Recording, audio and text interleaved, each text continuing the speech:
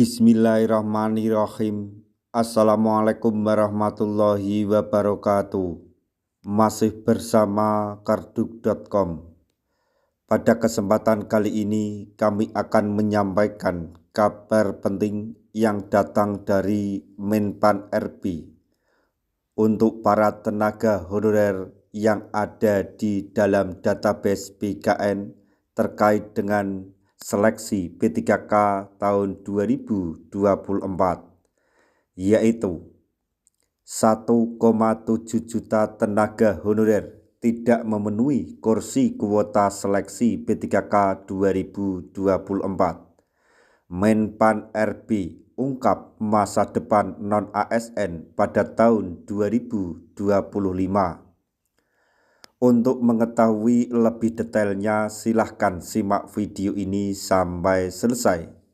Tapi sebelum kami lanjutkan, bagi rekan-rekan yang baru menemukan channel ini, tekan like dan subscribe-nya, dan juga tekan lonceng notifikasinya supaya nanti bisa mengetahui informasi terbaru terkait dengan seleksi P3K dan pengangkatan tenaga honorer menjadi ASN P3K tahun 2024. Sekarang mari kita simak dan cermati penjelasan yang ada di video ini supaya nanti tidak gagal paham. Sebanyak 1,7 juta tenaga honorer termaktub di dalam database Badan Kepegawaian Negara atau BKN. Tenaga honorer atau non-ASN ini telah dihapus pada awal tahun Januari 2025 ini. Hal ini tentunya memberikan kecemasan sendiri bagi tenaga honorer setelah dihapus. Kendati demikian, jangan khawatir sebab pemerintah menyiapkan langkah-langkah strategis untuk menuntaskan masalah tenaga honorer. Pemerintah melalui Menpan RB menyiapkan skema khusus demi mengatasi masalah tenaga honorer. Sebelumnya, pemerintah membuka kesempatan emas pada seleksi pegawai pemerintah dengan perjanjian kerja atau P3K dengan 2 tahap yang bisa diikuti oleh tenaga honorer. Seleksi P3K 2024 ini menjadi kesempatan emas bagi tenaga honorer untuk bisa meraih status pegawai ASN. Selanjutnya, mengenai nasib 1,7 juta tenaga honorer, Menpan RB berikan penjelasan honorer di tahun 2025. Menpan RB Rini Widiantini mengungkapkan langkah strategis pemerintah terkait keberlanjutan status 1,7 juta tenaga non-ASN. Rini menjelaskan bahwa tenaga non-ASN yang telah terdaftar namun belum mendapatkan formasi akan dialihkan ke skema pegawai pemerintah dengan perjanjian kerja atau P3K pada pertengahan tahun 2024. Walaupun belum tersedia formasi, jika mereka sudah tercatat dalam data ASN, kami akan memprosesnya sesuai mekanisme yang berlaku, jelas Menpan RB.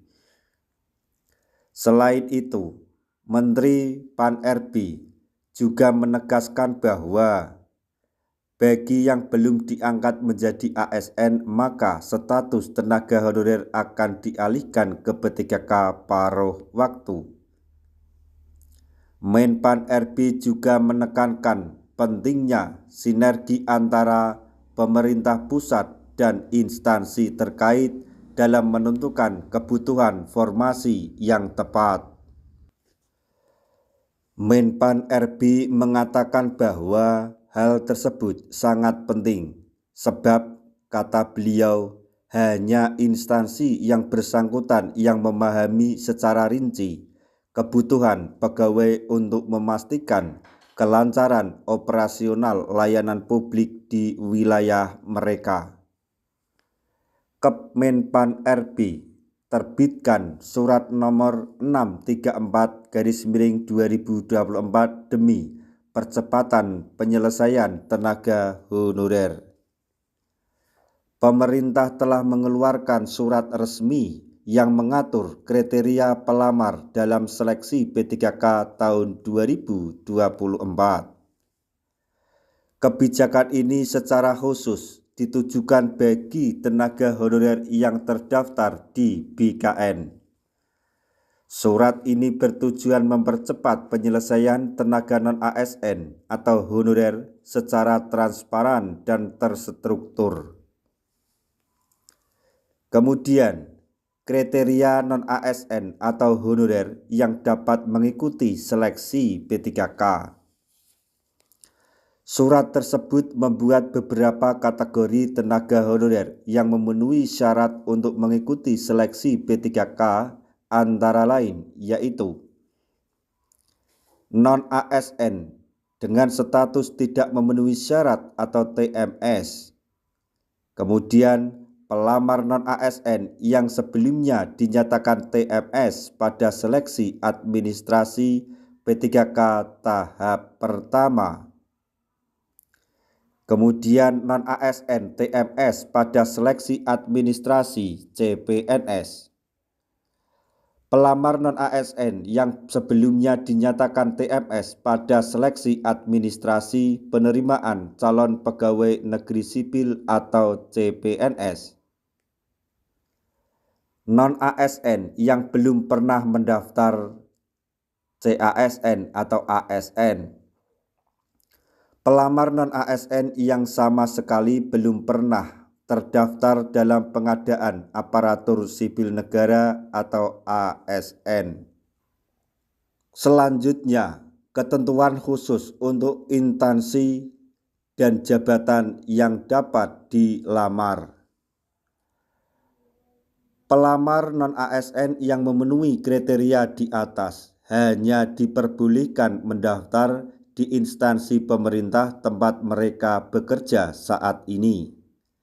Selain itu, pilihan jabatan yang dapat dilamar pun dibatasi, yaitu untuk pengelola umum operasional, kemudian operasional layanan operator, maksudnya operator layanan operasional, kemudian pengelola layanan operasional, dan penata layanan operasional.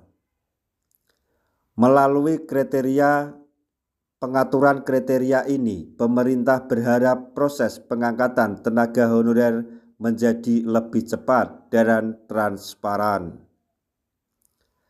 Hal ini diharapkan tidak hanya memberikan solusi bagi tenaga honorer, tetapi juga meningkatkan efisiensi dalam pengelolaan kepegawaian di berbagai instansi pemerintah.